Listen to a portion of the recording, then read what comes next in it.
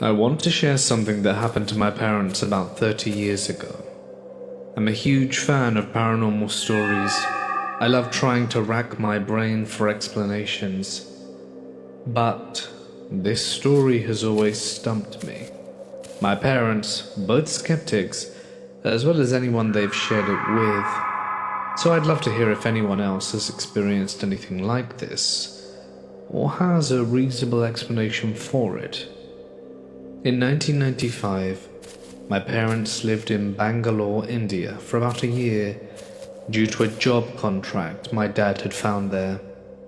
It was meant to be a temporary gig, so when his office offered them a duplex apartment to rent, they gladly took it. It came with the usual perks of upper middle class in India, a couple of maids that took care of the cleaning, groceries, and most of the cooking. Life was bliss for them. A childless, almost newly married couple, with basically everything taken care of. At the time, my mum wasn't working, so she stayed at home while my dad went to work. On their floor, there was another apartment with an older woman living in it, who she politely said hello to a few times, but she always looked at my mum a bit strangely, and made her a little bit uncomfortable. On their third or fourth interaction, the older woman asked her, "Are you okay living in that flat?" To which my mum had probably nodded, and she asked again, "Do you not sense anything?" Which was a confusing question to my mum, but the woman didn't elaborate on what she meant. Eventually, she started telling my mum not to stay there by herself whenever she ran into her, and my mum thought maybe she was just a bit confused or paranoid due to her age.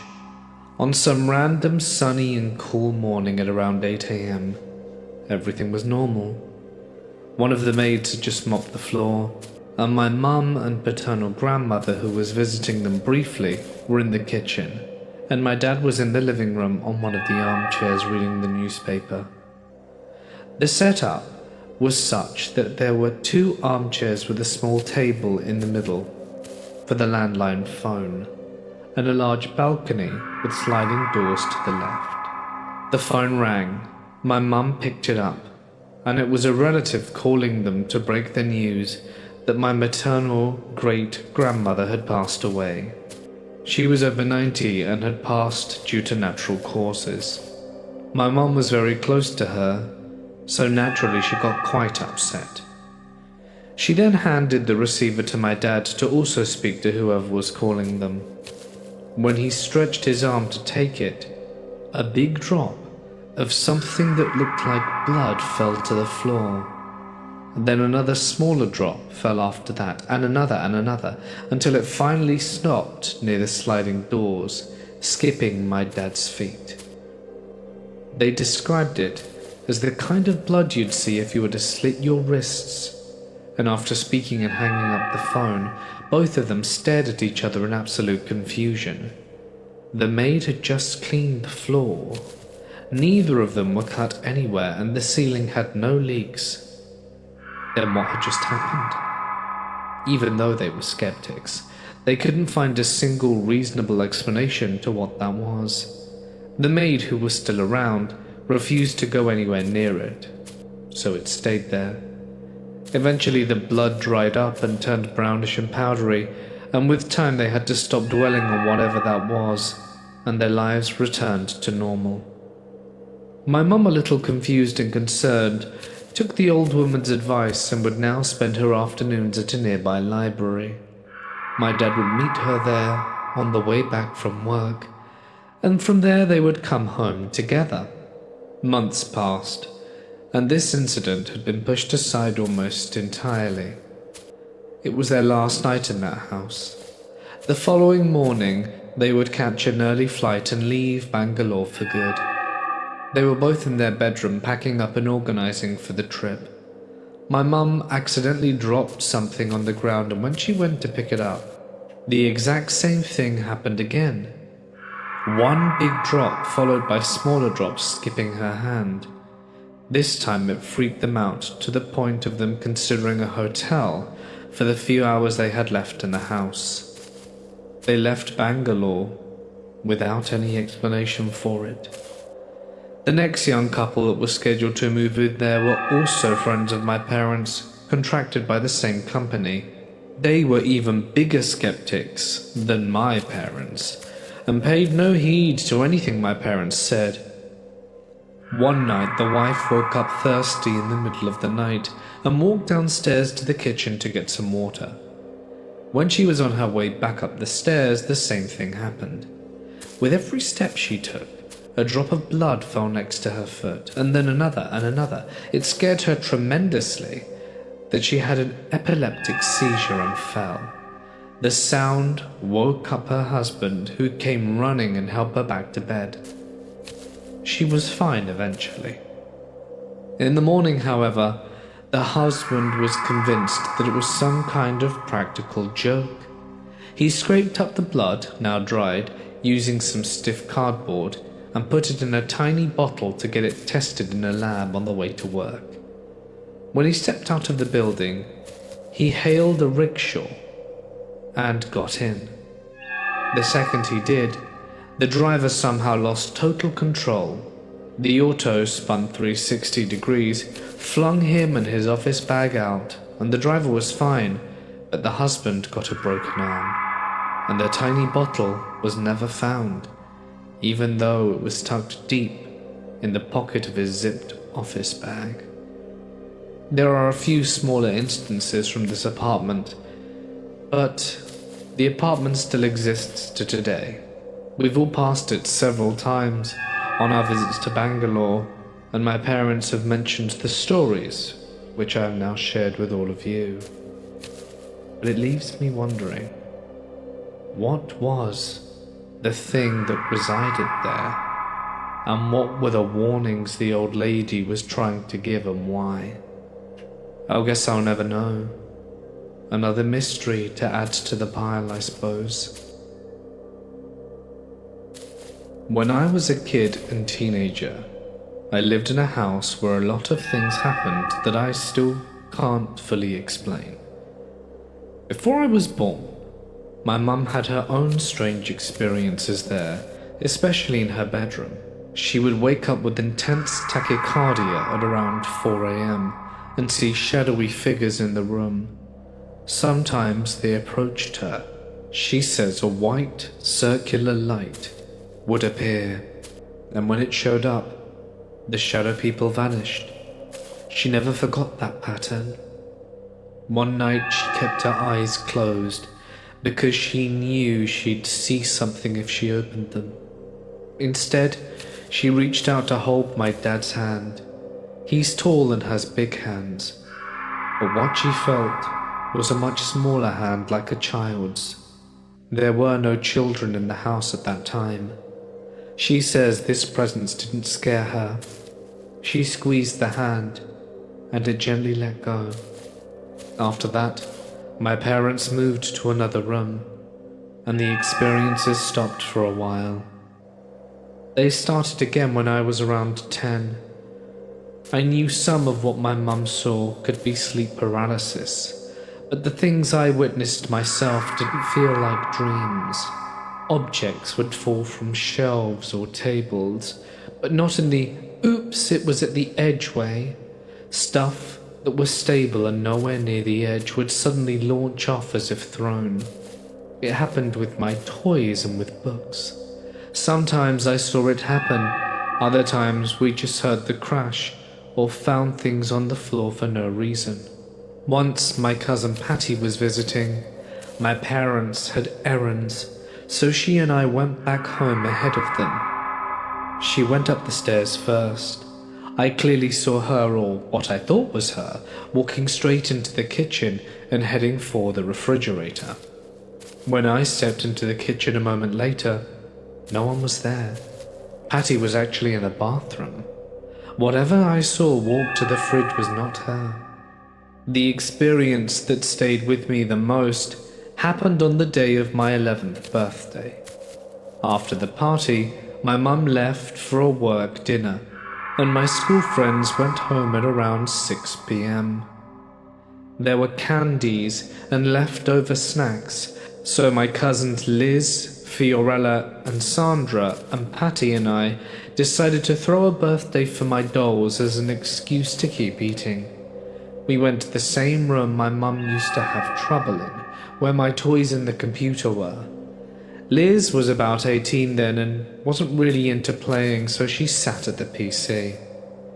We set 2 dolls in the chair at the far end of the room. One was a regular doll, the other was a big one of about 75 centimeters in height.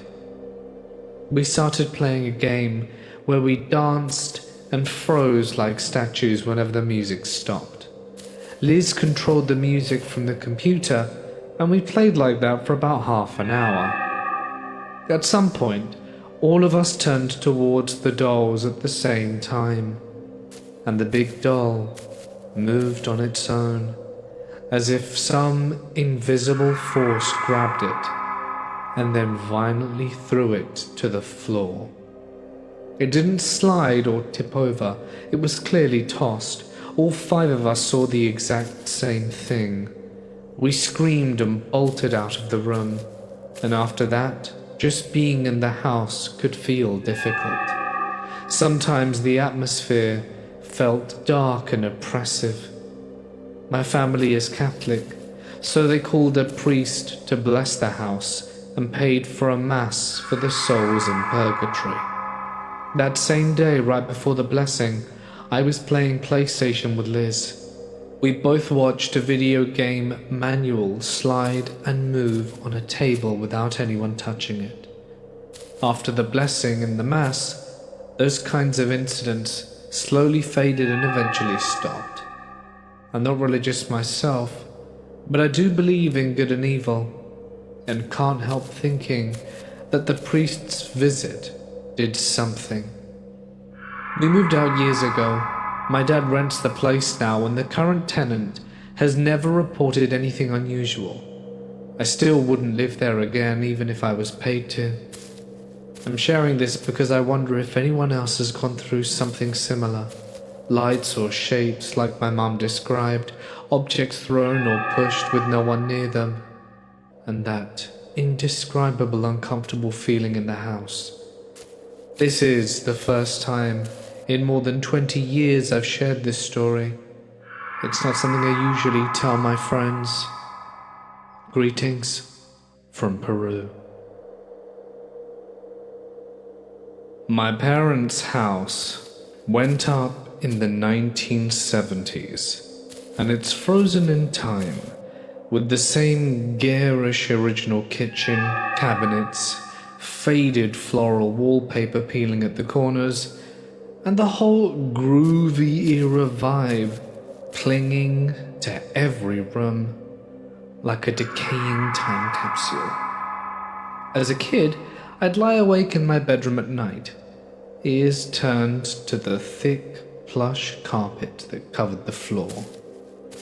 It made this distinct sound when anyone walked on it, a sort of soft, muffled crunch, like footsteps sinking into fresh snow.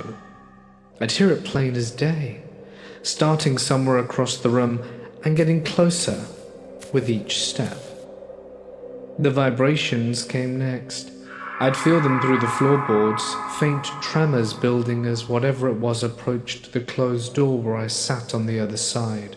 Frozen heart thumping, and then poof, dead silence, with there being no receding steps, and no one there when I finally cracked it open to check the empty hallway.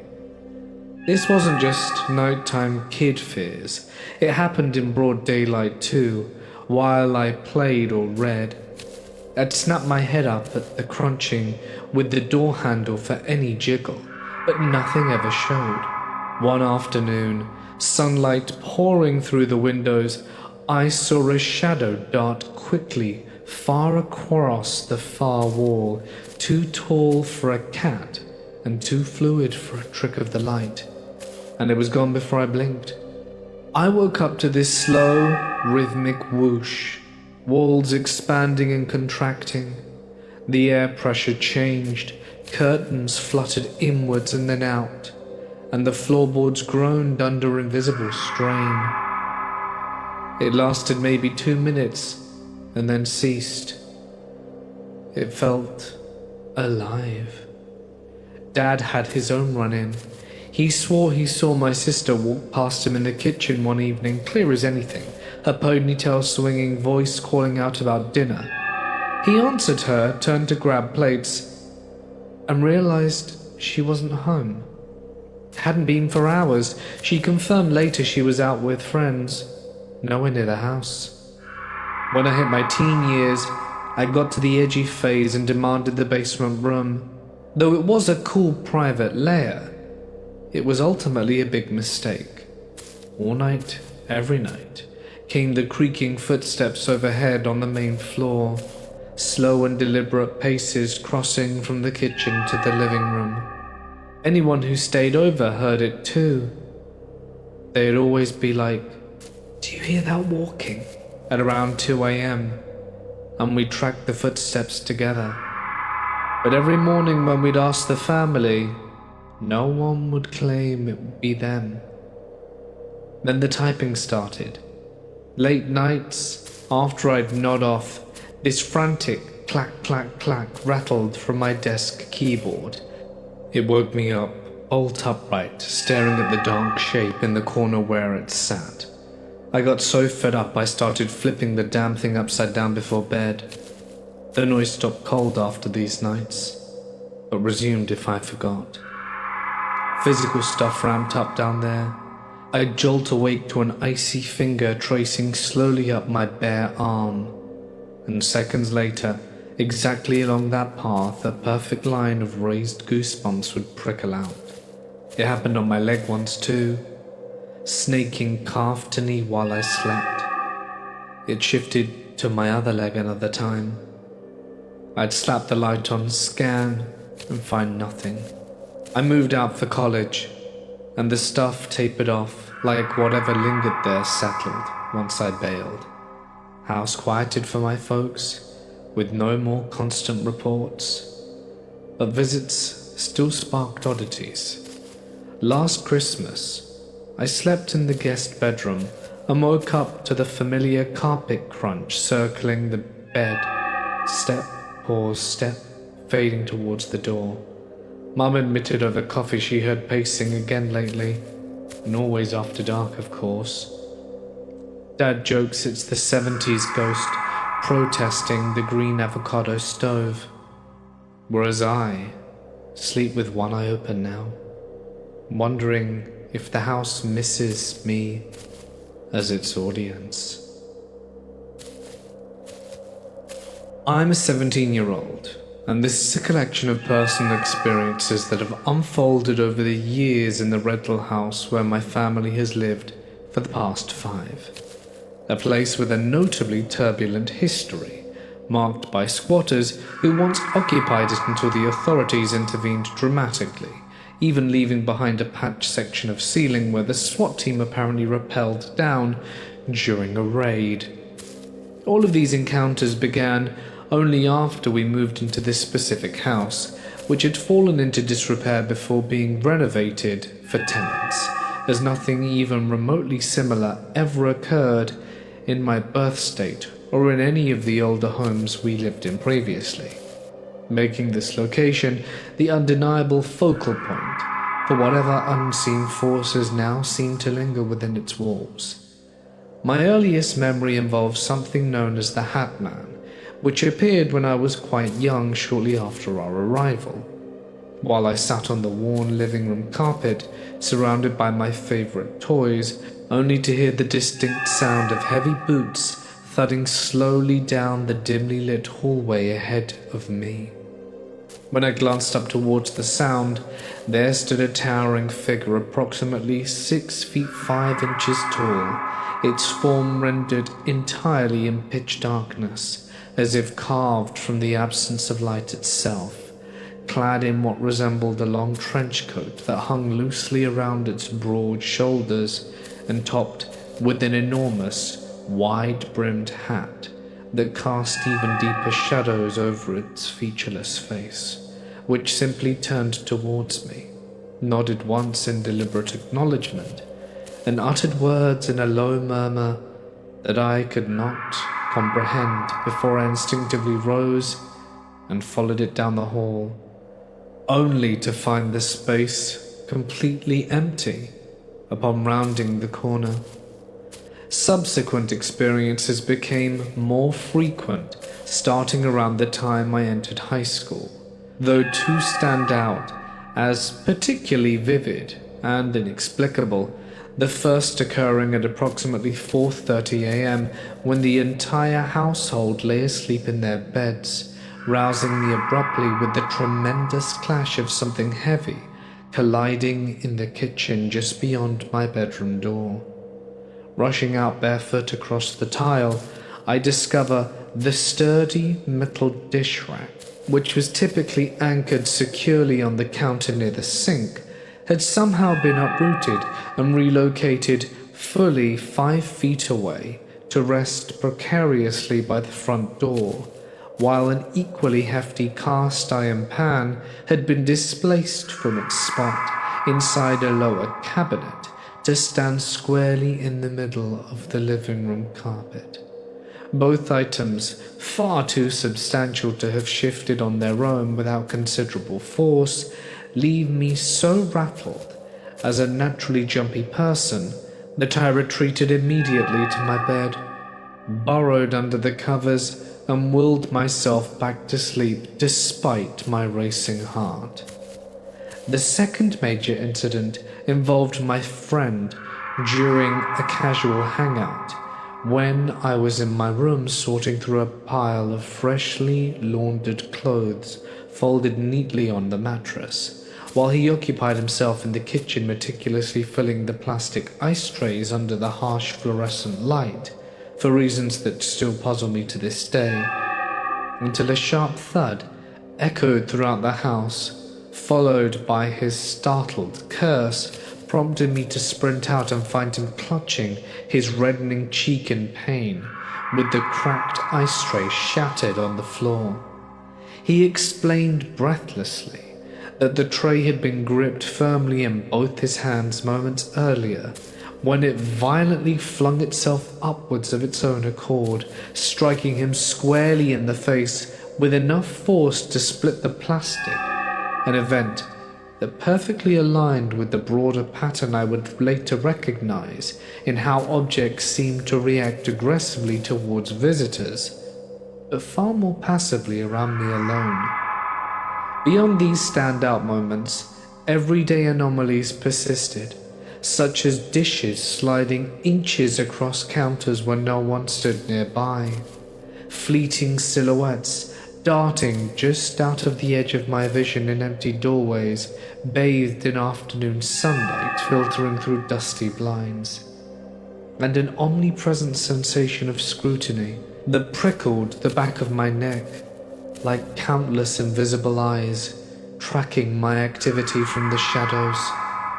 Virtually all my friends who have crossed the threshold of this house independently describe the exact same unnerving atmosphere, a tense quality to the air itself, coupled with the unmistakable impression of being watched intently, no matter whether they linger in the cluttered garage amid stacks of holiday boxes or relax on the sagging couch in front of the flickering television screen.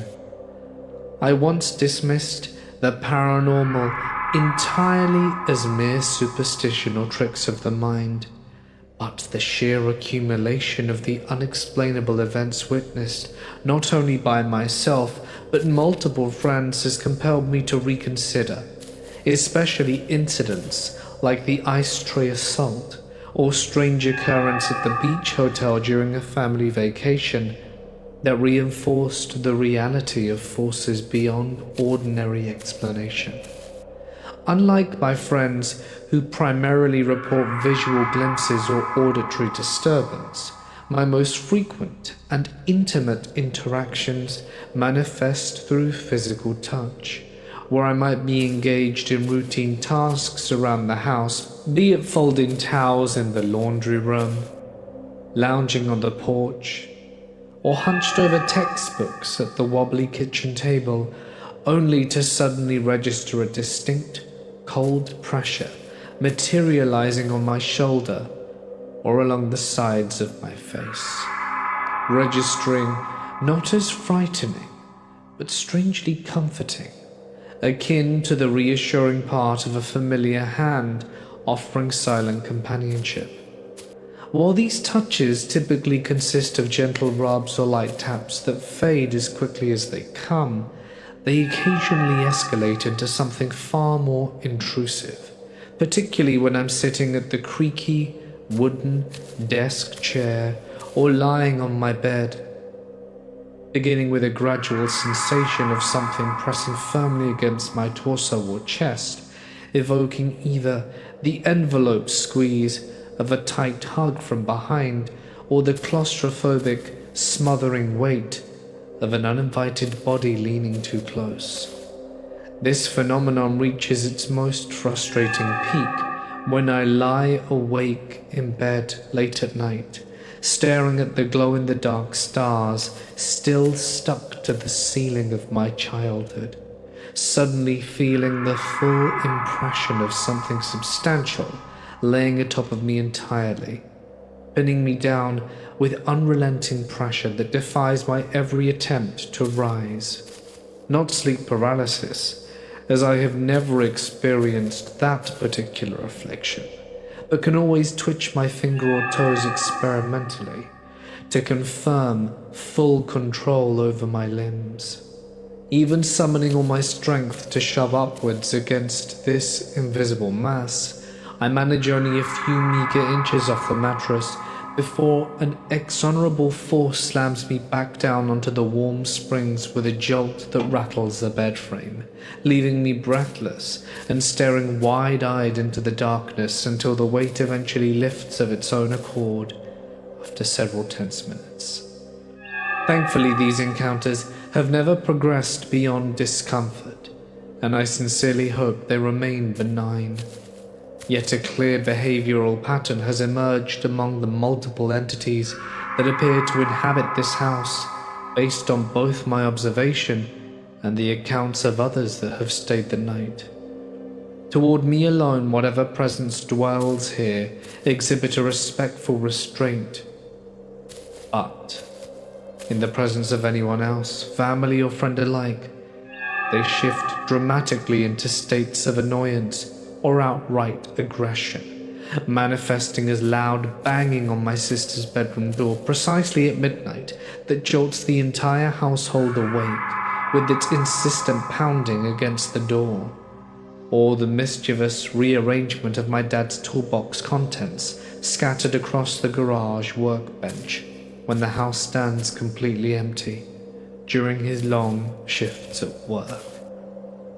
I have already detailed how the activity targets my friend with the flung ice tray, and similar disruptions plague visitors consistently, leading my entire friend group to jokingly refer to my home as the haunted house. Despite this favoritism shown exclusively to me, I cannot shake the underlying concern about just how possessive and insistent these touches sometimes become, leaving me to wonder why I specifically have been singled out for this peculiar tolerance, while the house reserves its more malevolent side for everyone else who dares enter it.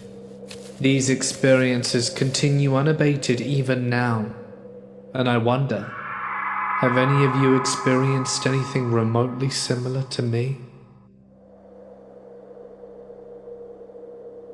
I need to preface this entire account by mentioning that this marks the very first time on which I've ever chosen to share such a personal and deeply unsettling story in a public forum. It's a decision I have contemplated intensely for at least 10 years now, as memories of those chilling events continue to resurface. So, get comfortable. One afternoon, where I was about 15, I found myself home alone with the responsibility of watching over our family husky called Athena.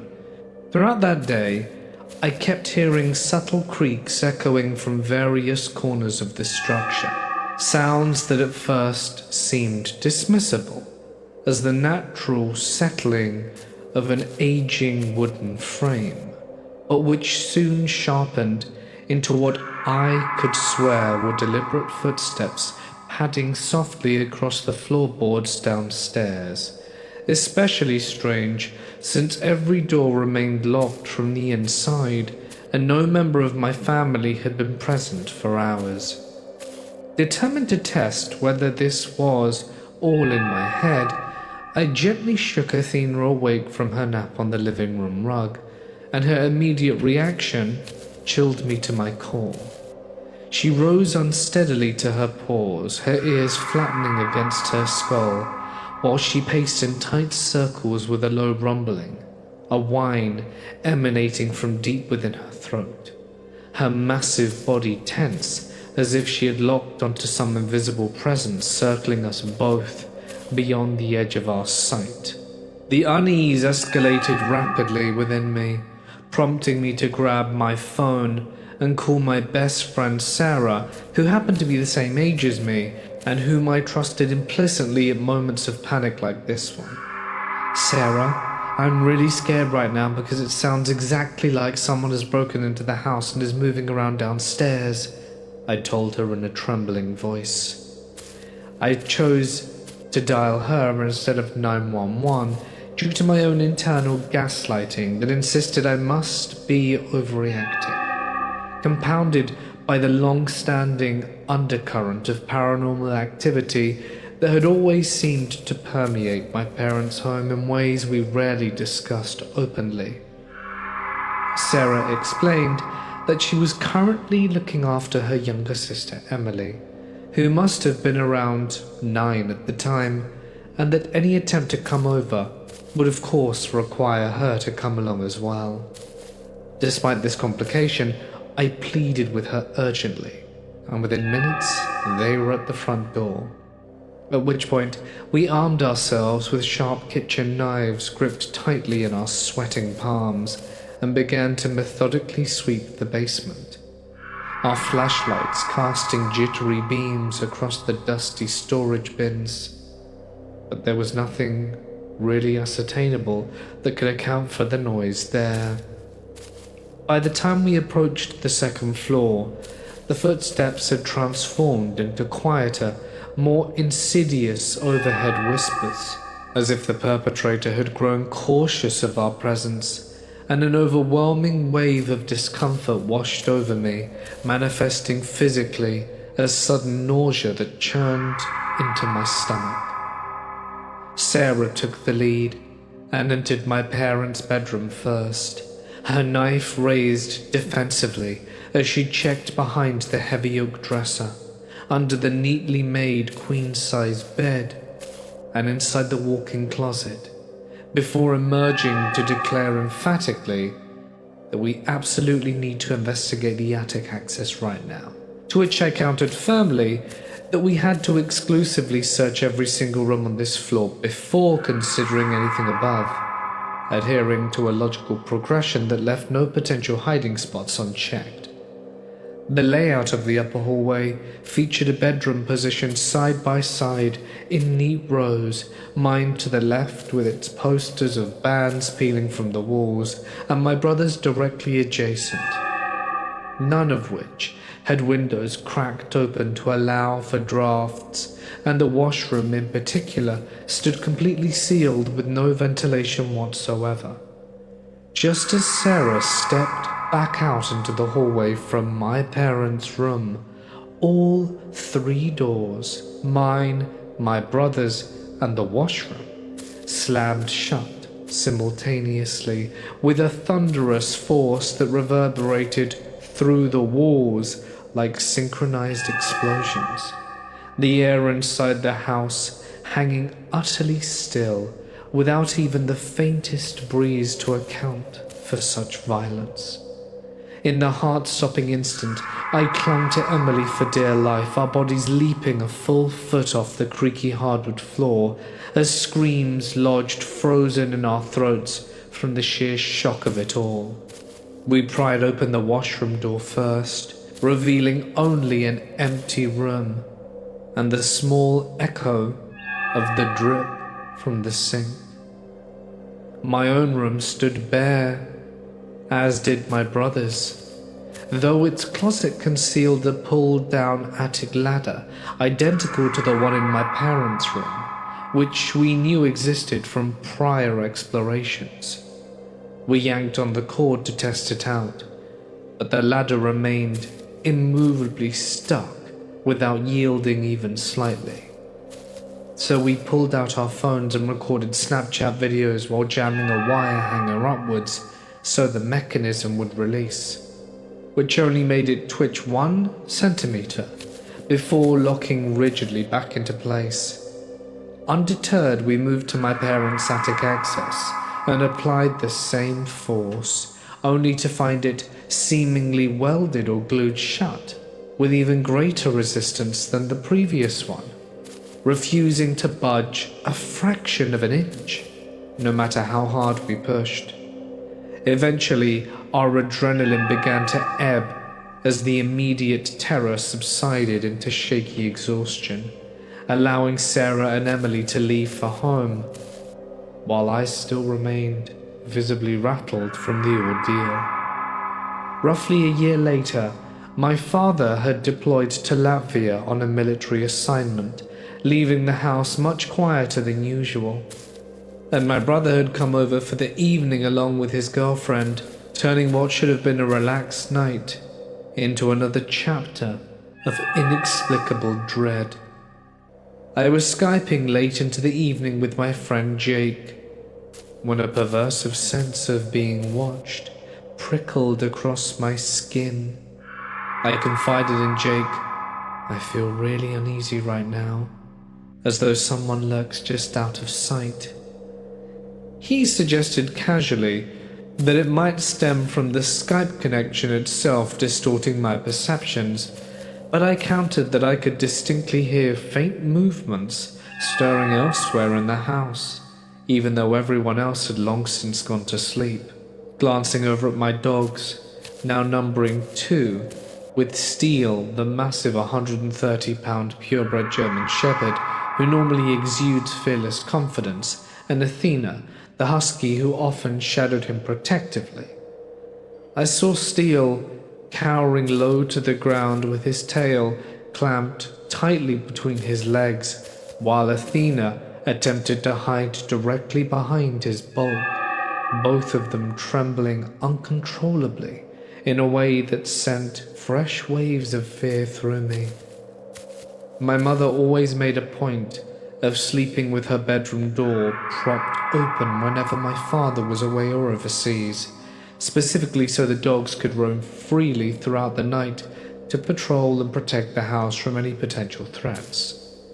Feeling a pang of guilt, but compelled by necessity, I tried to nudge both dogs out into the hallway towards her room, apologizing profusely as I urged, "I'm sorry, but I need you to go watch over Mum right now," only for them to plant all 4 legs firmly against the floorboards, with brakes seemingly locked on every paw, whining sharply and refusing to budge an inch, regardless of how insistently I coaxed them forward. The moment they finally relented and padded reluctantly out of my room, with tails still tucked, Jake and I both heard an eruption of heavy stomping, boots thundering up the stairs at breakneck speed directly towards our floor, as if some massive presence had been lying in wait and now surged forwards with malicious intent. I slammed my door shut and twisted the deadbolt lock with frantic urgency, then pressed my ear against the wood to listen intently as the footsteps came to an abrupt halt precisely at the top landing, only to transition into slow, deliberate paces, heading straight towards my room and my brother's adjacent one. The footsteps stopped dead right outside my door, and what felt like an eternity stretched out. 20 minutes into my panicked perception, but likely only a minute or 2 in reality, before I heard a single shuffling step retreat backwards, fading gradually into the silence somewhere down the hall. I ended the Skype call with Jake by saying, "Hey, I need to log off now to try and get some sleep, because I can't deal with any more of this tonight." The following morning, as my mother spoke on the phone with my father via speaker, I overheard her recounting clearly. "Babe, it sounded just like an intruder prowling through the house last night. At one point I even felt the mattress tip as if someone had sat down right on the edge of the bed. But when I turned to look, there wasn't anyone there." Several hours later, with the house completely empty and me alone once more, I decided to conduct a thorough inspection of every room to check for any sign of disturbance or misplaced objects, methodically working through my parents' bedroom, where everything remained untouched, and then into my brother's room, where my heart pounded so fiercely against my ribcage that it felt like it might burst free at any second. At first glance, the space appeared perfectly normal. Shelves lined with his old sports trophies gathering dust, clothes hung neatly in the closet. But when I tilted my head upwards to examine the ceiling more closely, the attic access hatch that had been so prominently featured just a year prior had vanished entirely, replaced by seamless panels of drywall that showed no seams, no pull-down cord, and no evidence whatsoever that it had ever existed there at all. I immediately phoned Sarah in a state of breathless hysteria, and she responded with stunned disbelief, exclaiming along the lines of, "No way, that can't be happening again." We shared the full account with everyone involved, my brother, Sarah, Emily, and my mother, all of whom vividly remembered the attic ladder's presence from the earlier incident. Yet my father reacted with extreme defensiveness, insisting that no such attic had ever been in that room, and accusing us of fabricating the details out of thin air. Determined to prove our case, I asked Sarah to resend those original Snapchat videos we had captured during the hanger prodding attempt, but every single one refused to load on my phone, and they have never successfully transferred or played back even once since the very day the attic access mysteriously disappeared without a trace. Over time, my father managed to convince my mother that the attic had never existed in the first place, wearing down her recollection until she aligned with his version of events. For context, during our family's last move when we were assigning bedrooms, I had been given the privilege of choosing first, since my brother had claimed the preferred room in the previous house.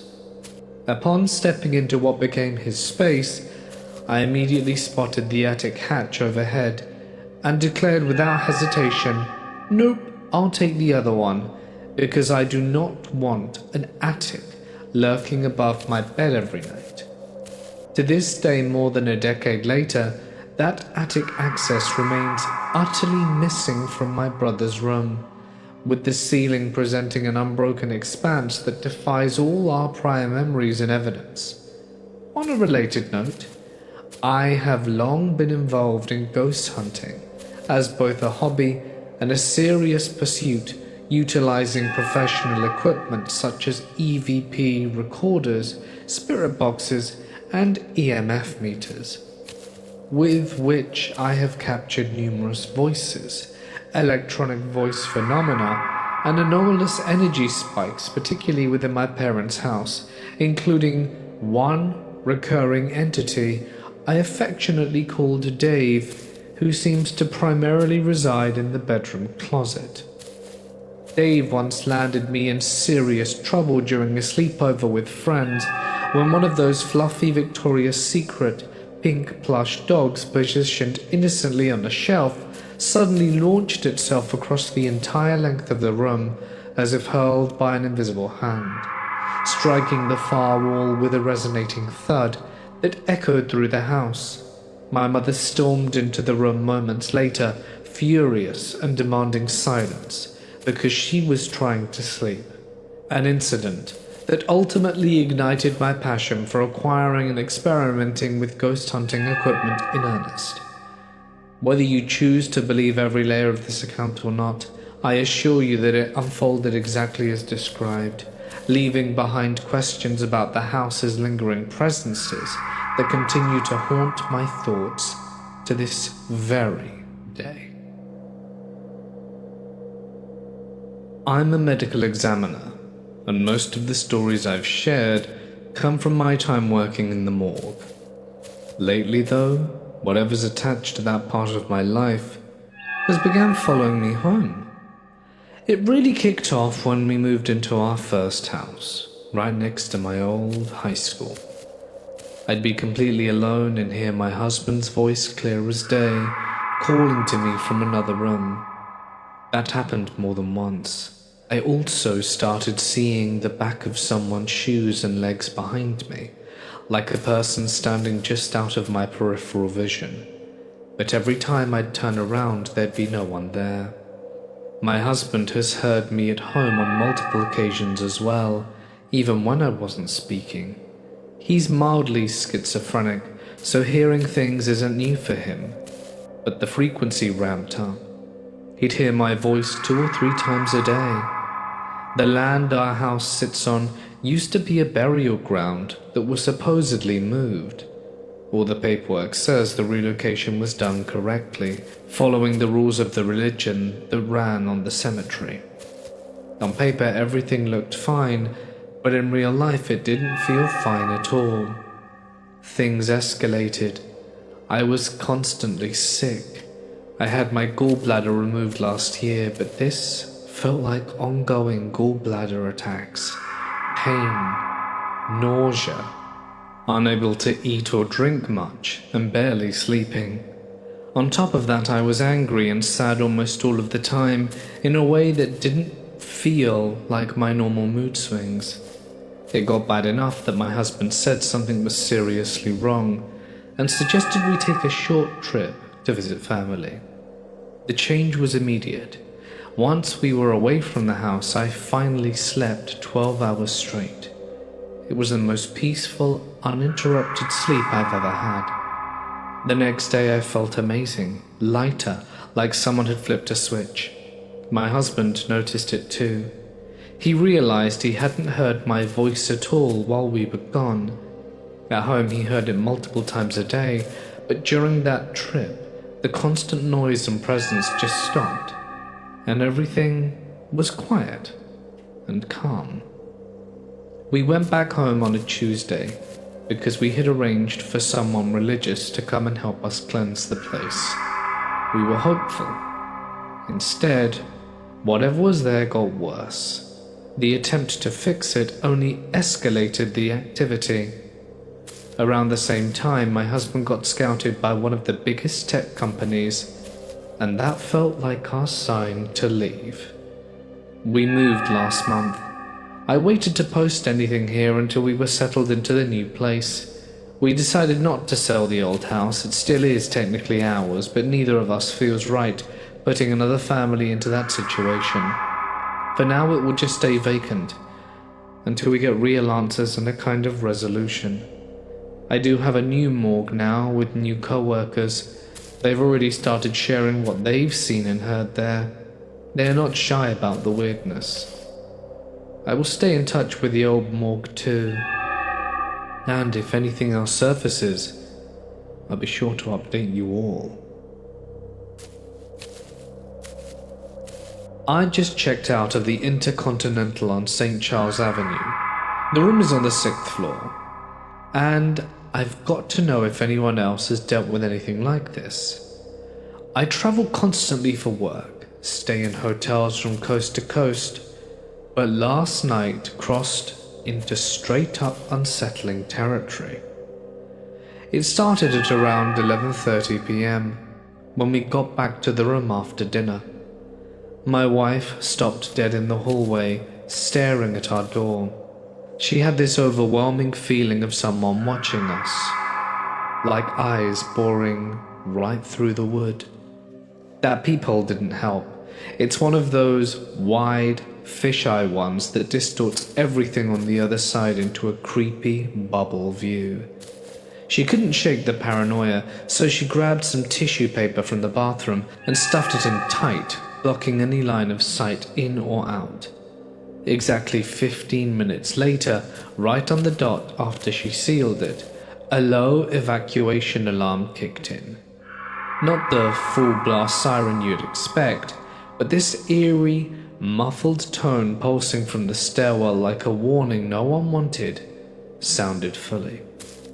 I cracked the door, checked the apartment hallway up and down, but there was no one evacuating, or any flashing lights, nothing. I called down to the lobby, and the desk clerk just brushed it off as an electrical glitch and not to worry. That thing droned and droned on for at least 1 hour, until we finally tuned it out enough to fall asleep. We managed to sleep, but at 8 a.m. sharp, a brutal pounding jolted us awake. This aggressive knock, like someone slamming their fist over and over, rattling the door in the frame. I bolted upright, heart hammering, yanked the tissue out the peephole and peered through. But the hallway was empty. There was no sound of retreating footsteps or cartwheels squeaking away, no staff, nothing. Just the faint hum of the air conditioning. The real kicker came later in the morning. The elevators were down. A woman in the hall mentioned someone got stuck in one room on our floor, screaming for help until they pried it open. I bailed on waiting and took the emergency stairs to the lobby. Halfway down, I ran into a staff guy who looked wrecked, not tired or irritated, but pale and wide-eyed.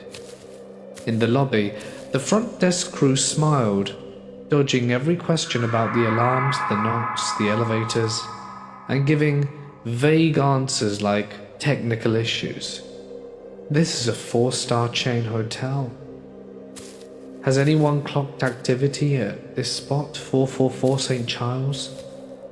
It has its share of old and creepy stories, but it honestly felt like an episode of The Twilight Zone. Just yesterday, my sister dropped by for a visit, and the second she stepped through the front door, she froze solid at the bottom of the stairs. She swore she saw a pitch black ghost figure at the top landing, peeking around the edge of the banister like it was spying on her. According to her, the thing ducked back out of sight the moment she locked eyes on it. Clear intelligence, not some trick of the light or shadow play. She pegged its height around mine, just under 6 feet, with a solid humanoid shape. Head, shoulders, torso, all crisp up against the dim upstairs glow. It shook her so badly, she thought I was pulling some prank, crouching up there to make her jump. But no, I was downstairs in the living room with the whole family chatting and laughing, not even dressed in dark clothes or anywhere near the stairs. No way I could have pulled it off without everyone clocking me sneaking away. That sighting wrecked her for the rest of the night. She stayed paranoid, jumping at every creak or footstep, and refusing to be alone even for a bathroom break. Wouldn't go upstairs without us flanking her, and kept glancing over her shoulder, scared whatever it was would pop back again. To calm her down, we grabbed a spare camera, propped it at the base of the stairs, and let it roll for a solid 20 minutes, covering the exact spot. Scanned the full landing, banister, and hallway between where it vanished. Nothing showed up on playback, but I did snag a quick screenshot from the footage just to map the layout for you. My sister's one of the most logical people I know, with zero tolerance for ghost stories or woo-woo nonsense as she calls it. But this managed to get through to her, and she was flat out terrified in a way that I had never seen her be before. She spotted unexplainable stuff in the house previously. Truth is, she's far from alone in doing so. The family I live with, the folks I've shared this space with for years, have clocked similar figures darting through corners and hallways. Neighbors dropping by have mentioned too. Saw someone upstairs again last week and I thought no one was home. This house has history and many witnesses to strange stuff going on, but this is the real head scratcher. I've been here the longest, spent more hours under the roof than anyone else. My bedroom door opens straight into the hallway, but I've never seen anyone, not a glimpse. If these things are real, and the sheer volume of consistent reports from skeptics and believers, alas, makes it hard to dismiss as mass hysteria or bad eyesight, why am I blind to it all? Or do they just not bother with me? Hey guys, it's Mort here, and thank you so much for listening to day 2 of Ghost Week. I'm going to be back tomorrow for another collection of scary stories. It's going to be demons tomorrow, a personal favorite of mine. So, I hope to see you tomorrow for that. I'd like to give one final thank you to my members and patrons, of course, whose names can be seen on screen, for their continued support of the channel.